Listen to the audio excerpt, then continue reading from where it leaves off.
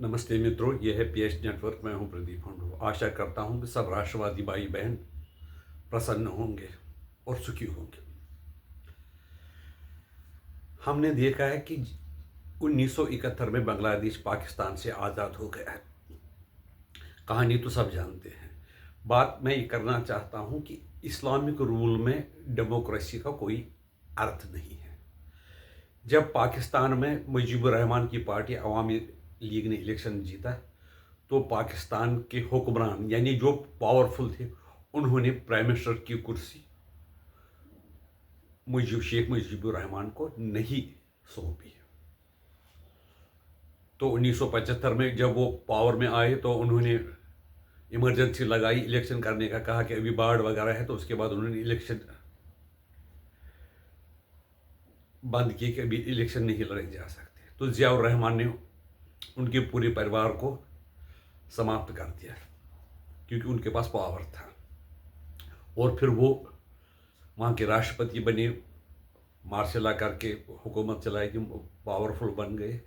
कहने का मतलब जो पावरफुल होता है वहाँ पर उसके पास ही पावर रहता है, उनमें सहन शक्ति या दूसरे को के साथ पावर बांटने की शक्ति नहीं होती है। जियाउर रहमान को भी किसी ने मारा। उसके बाद जियाउर रहमान के बाद दोबारा उनकी जो शेख मुजीबुर रहमान की बेटी है शेख हसीना, वो पावर में आ गई। तो उसने भी ऐसे कोई डिक्टेटरशिप वाले ही कारनामे किए। वहाँ पर एक कानून था कि जब इलेक्शन हो तो न्यूट्रल आदमी को प्राइम मिनिस्टर बनाया जाता है और उसके देख रेख में ही चुनाव होते हैं। लेकिन शेख हसीना ने ये बात मानी नहीं। और जो खालिदा जिया की पार्टी है, जो जियाउर रहमान जिसने शेख मुजीबुर रहमान को मारा था, उस जियाउर रहमान की पत्नी ने इलेक्शन में बाइकआउट किया और ये जीत गई। कई लोगों का मानना है कि उन्होंने जो डेमोक्रेसी है उससे उस तरीके से सरकार नहीं चलाई, और जो इलेक्शन करके वो वोट चोरी करके जीते हैं। तो लोगों ने, बच्चों ने जो है रेवोल्यूशन किया स्टार्ट, जिसमें खासकर जमात इस्लामी का खास रोल था। खास रोल होने के नाते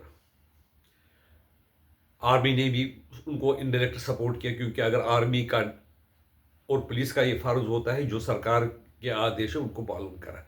न पुलिस ने आदेश माने, न आर्मी ने आदेश माने। आखिरकार उनकी ये जो शेख हसीना, उसकी खुशकिस्मती है कि वो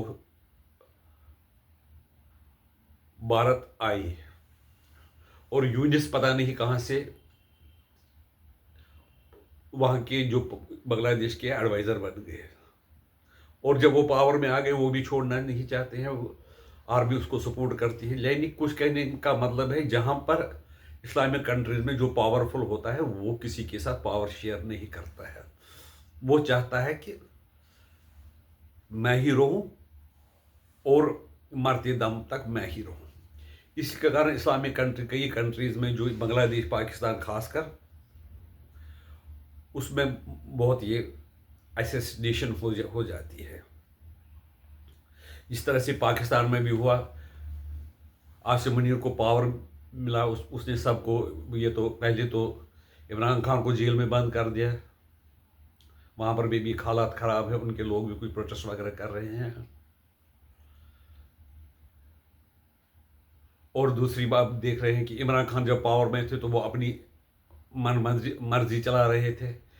कुल कहने का मतलब है, जो इस्लामिक देश है उनमें डेमोक्रेसी का कंसेप्ट नहीं है। वहाँ पर जो पावरफुल होता है वो पावरफुल ही रहता है, और दूसरे के साथ वो पावर शेयर करने के लिए तैयार नहीं होता।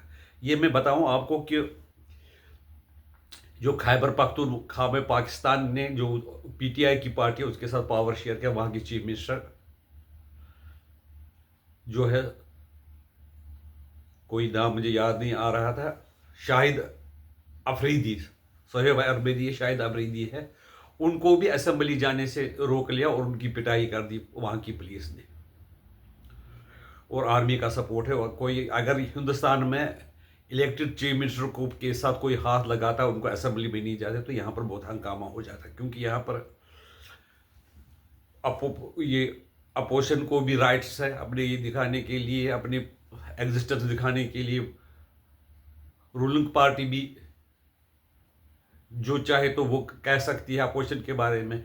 पाकिस्तान और जो इस्लामिक कंट्री में आप जो पावरफुल, उनके खिलाफ कुछ बोल भी नहीं सकती। वहाँ के मीडिया को भी जानबूझकर तारीफ करनी पड़ती है सरकार की। सरकार के खिलाफ अगर किसी ने बोला तो उनको उन पर कार्रवाई की जाती। यही कारण है कि सऊदी अरबिया में भी सरकार की फेवर में ही ये जो है मीडिया वगैरह बोलता है। अल जजीरा कुवैत का है तो कतर का है तो वो भी सरकार की ही तारीफ करता रहता है, वो सरकार के खिलाफ नहीं बोल सकते। खशोगी ने कुछ उसके खिलाफ, सरकार के खिलाफ, सऊदी अरबिया सरकार के खिलाफ कुछ कहना चाहा तो उसका भी कत्ल हो गया।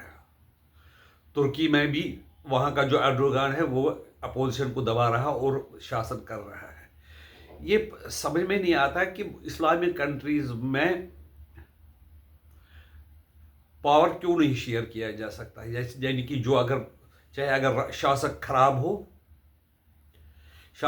तो उसको हटाया नहीं जा सकता। जैसे कि आप देख रहे हैं कि सद्दाम हुसैन ने पावरफुल बन गया, तो जब तक उसको अमेरिकन फौजों ने मारा नहीं, उसको कत्ल नहीं किया, तब तक वो छोड़ा नहीं उसने। कर्नल गद्दाफी ने पावर नहीं छोड़ा। यही बातें इस्लामिक दुनिया में है। लीबिया में भी यही हालत हो रही है। जो पावरफुल फौजी हो गया तो वो भी छोड़ने के लिए तैयार है, फिर उसको असैसिनेट किया जाता है, तब जाकर वो एक हिस्से का दूसरे पोर्शन वाला जो आदमी है वो इंचार्ज बन जाता है। अफ्रीकन कंट्री में जो मुस्लिम है उसमें भी जो पावरफुल है वो भी पावर पे ही रहना चाहता है, वो छोड़ना नहीं चाहता है। इसका क्या कारण है, ये मेरी समझ से परे है। आपकी राय इसके बारे में क्या है, हमें बता दीजिए।